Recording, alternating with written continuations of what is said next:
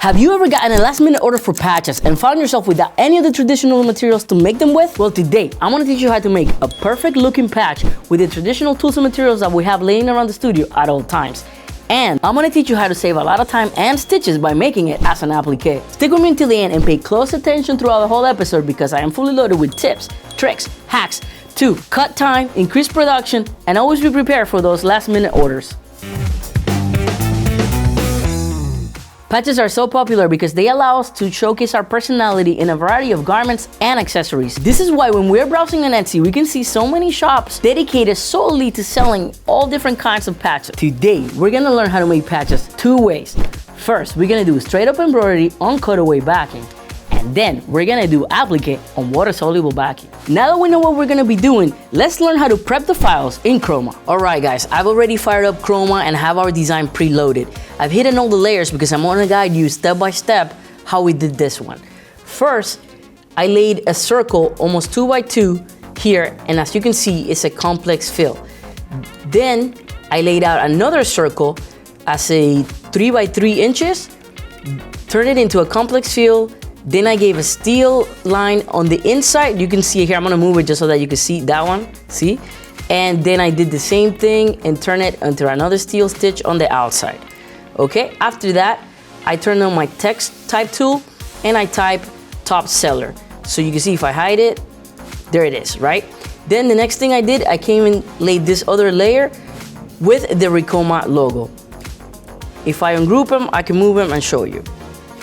Ungroup. Grab the layer, there it is, that's our Ricoma logo.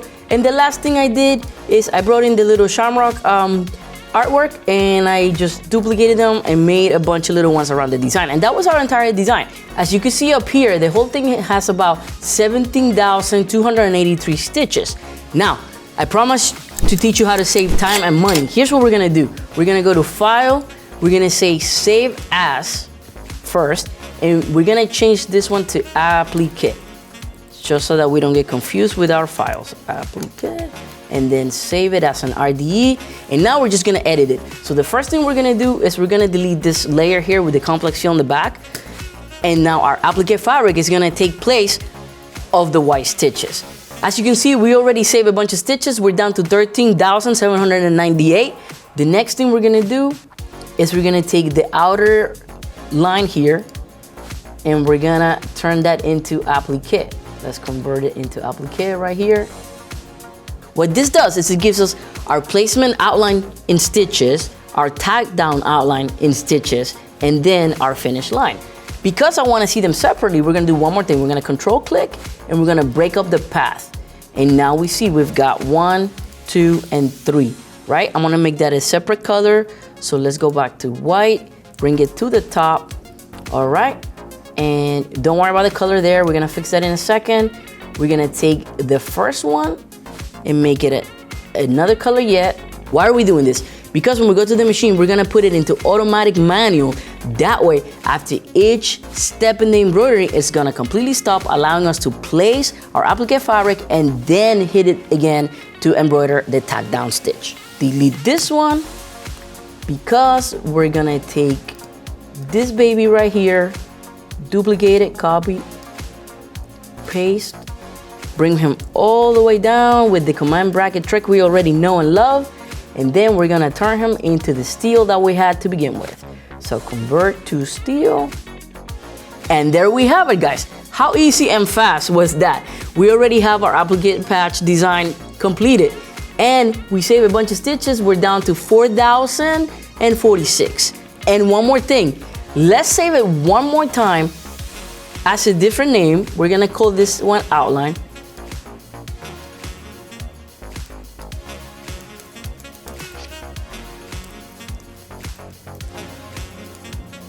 And delete everything but our placement line.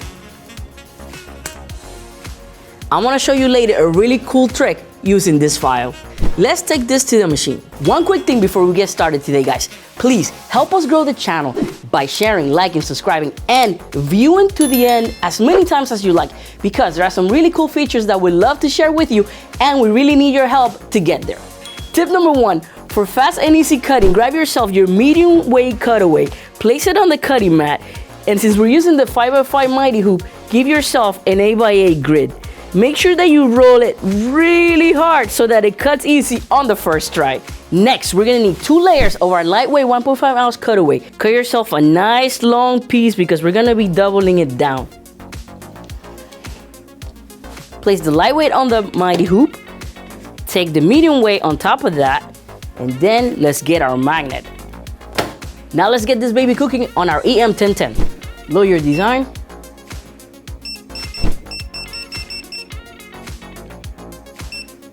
Right there.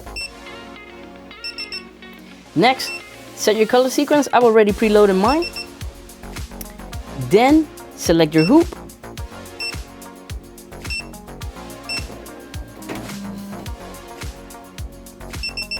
And insert your mighty hoop.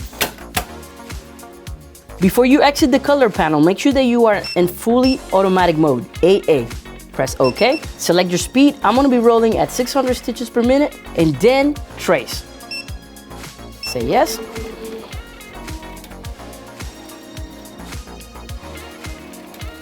We are ready to go. Press start.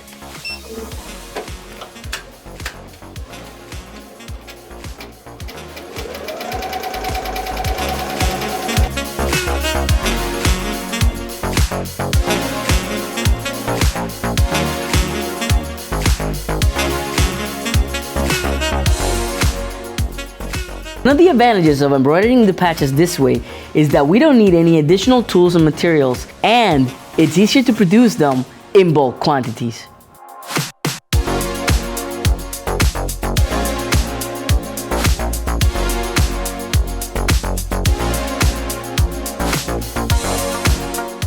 Wow, it came out so good. Let's go.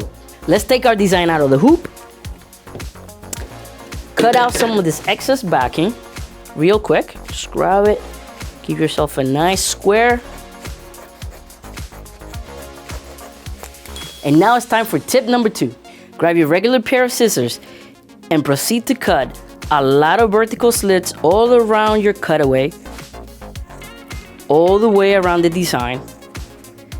This is gonna facilitate a cleaner cut with our curved blades. Grab our special curved blade scissors and let's get really close to the design. You see how easy it is to keep cutting all the way around now that we have those slits? The cutaway just falls off super nicely out of our way. Grab your snip and stitch and clean the extra thread on the back.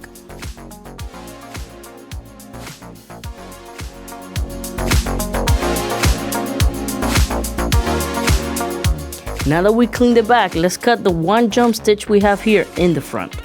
Get really close to the edge, reverse the hook. On to hack number 3. Most people at this point use a lighter to burn and clean off the edge. But did you know you can actually use a hot knife and achieve even better results? Careful, because this puppy is 900 degrees Fahrenheit.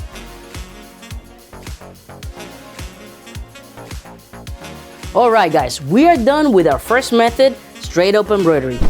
Now on to method number 2. For this one, we're gonna use 1 layer of Batch Master water soluble with 2 layers of polymesh wash away. We're gonna sandwich them in between. So place 1 polymesh layer down, take your Batch Master in between, and grab your second polymesh on top, then lock it up.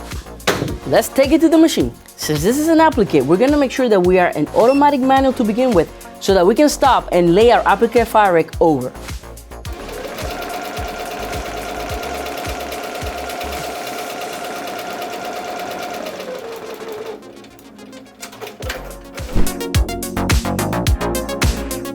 This is my favorite trick yet.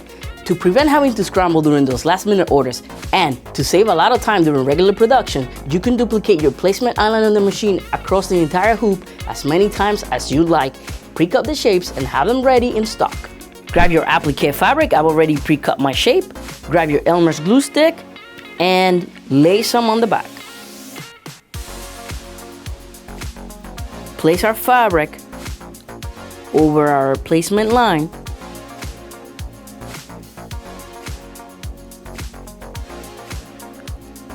And let's run our tack down stitch.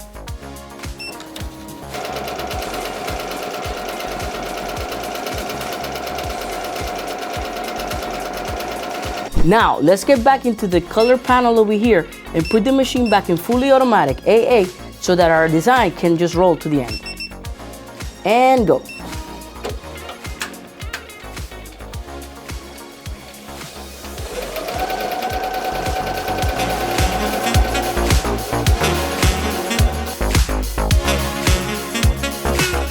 Did you know there's more than one way to do applique? As a matter of fact, I have a video where I compare 2 different methods. I'm gonna leave you a link in the description below. Wow, this one came out so nice. Take it out of the hoop.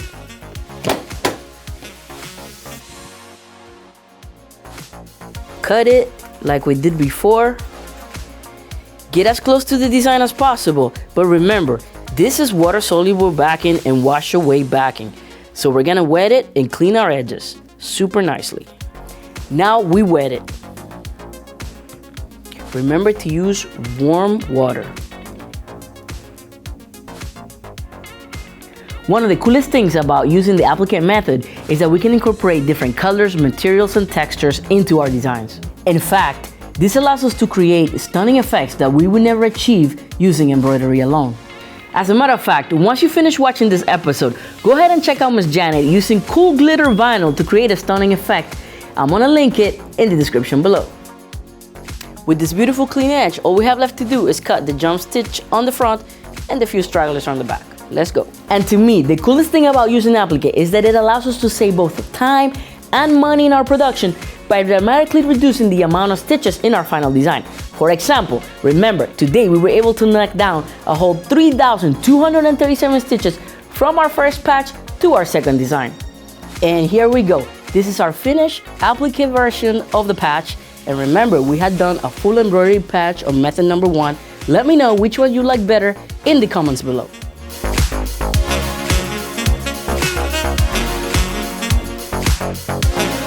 That's it for today, folks. If you enjoyed this episode, please check out my latest one where I teach you how to digitize and embroider a photo of your favorite furry baby.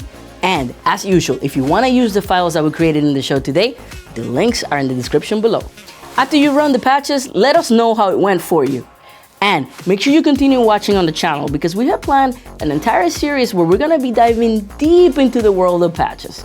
And remember, if you love what we do for you here on the channel, hit that like button, subscribe to help us grow, share the episode with the people you love, and turn on the notification bell so you always stay up to date with the latest episode because there is a world of creativity waiting for you right here at Ricoma Crafts. Until the next time.